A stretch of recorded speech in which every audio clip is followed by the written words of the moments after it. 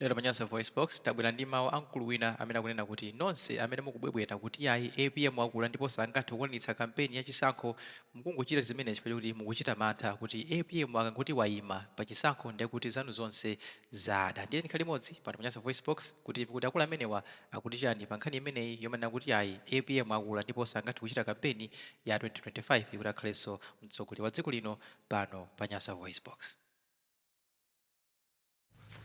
Sano chimene chikudabwitsa nchakuti mudandaula ndino avipani vina umadandaula pita mthalika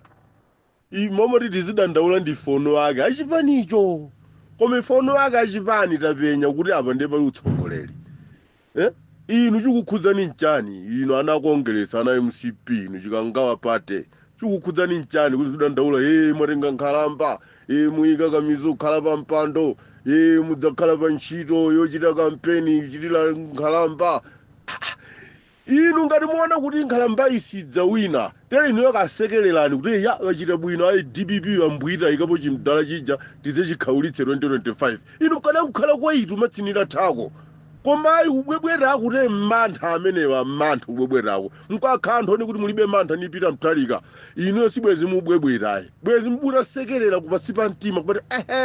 wachita bwino wayikapo chimdaje dzachigada mmamawa koma chimubwebwerera chimmantha mudzine kuti koma mdala uyu tsono akangoyimirira muonaso chaka chammawa mudzachoka masika makadzati 9 koloko chakwera tukatula kwawo kojeni kukomanasi kudowa fama kuna mizano mati kwawo nkoma lembo kulilongwe ngwakudowa uja komanase uko